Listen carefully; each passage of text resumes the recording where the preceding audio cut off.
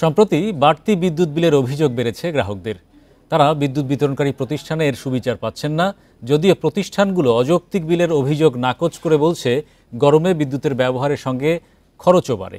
বিশেষজ্ঞদের মতে মন্ত্রণালয়কে গ্রাহকদের অভিযোগ পর্যবেক্ষণে বিশেষ কমিটি গঠনের পাশাপাশি বিইআরসিকে সক্রিয় করতে হবে।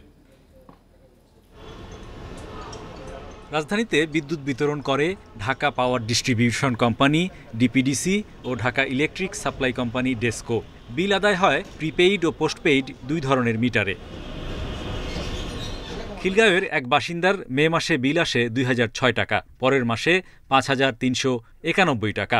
মোহাম্মদপুরের আরেক গ্রাহকের বাসায় জুলাই মাসে শীতাতপ যন্ত্র বিকল ছিল, কিন্তু বিল আগের মাসের চেয়ে প্রায় ৫০০ টাকা বেশি। ইচ্ছেমতো বিদ্যুৎ বিল আদায়ের এমন অভিযোগ অহরহ।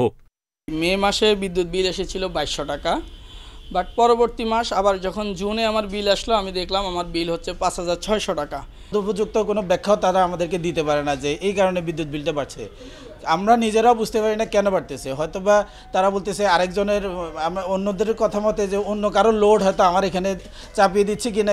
গ্রাহক অভিযোগের বিপরীতে বিতরণকারী প্রতিষ্ঠানগুলো বলছে আবাসিক বিদ্যুতে ৬টি স্ল্যাবে বিল আদায় হয়। মার্চ থেকে সেপ্টেম্বর ৭ মাস গরমে বাড়ে বিদ্যুতের ব্যবহার।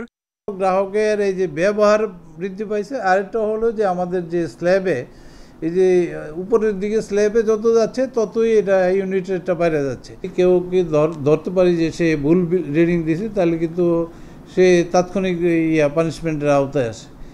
এরপরেও আমাদের যে সফটওয়্যার আছে, বিলিং সফটওয়্যার, এটা যদি অতিরিক্ত রিডিং হয়, ১.৫ গুণ বিল হয়ে গেল, তাহলে কিন্তু বিলটা প্রিন্ট হবে না। বিশেষজ্ঞরা বলছেন বিতরণকারী কোম্পানিগুলোর জবাবদিহি নেই, এতেই বেড়েছে গ্রাহক ভোগান্তি। মন্ত্রণালয়ের কোনো সিনিয়র অ্যাডিশনাল সেক্রেটারিকে প্রধান করে এটিকে ব্যবস্থা করেন, এটির সমস্যাগুলো যদি চিহ্নিত করা যায়, তাহলে সেটির আলোকে এটি সমাধানের ব্যবস্থা নেওয়া। আমরা চাইব যে ভোক্তার এই ধরনের বিভিন্ন সমস্যা যেন নিয়মিত ভিত্তিতেই তার সমাধানের জন্য উদ্যোগ থাকার জন্য প্রাতিষ্ঠানিকভাবে এনার্জি রেগুলেটরি কমিশনকে পুনরায় তার আগের অবস্থায় ফিরিয়ে নিয়ে যাওয়া। পর্যবেক্ষকরা বলছেন গ্রাহক অভিযোগের মুখে বিদ্যুৎ বিল কমানোর নজিরও আছে, যা প্রশ্নবিদ্ধ করে বিতরণকারী কোম্পানির স্বচ্ছতাকে। Hari Saha, independent news, Dhaka.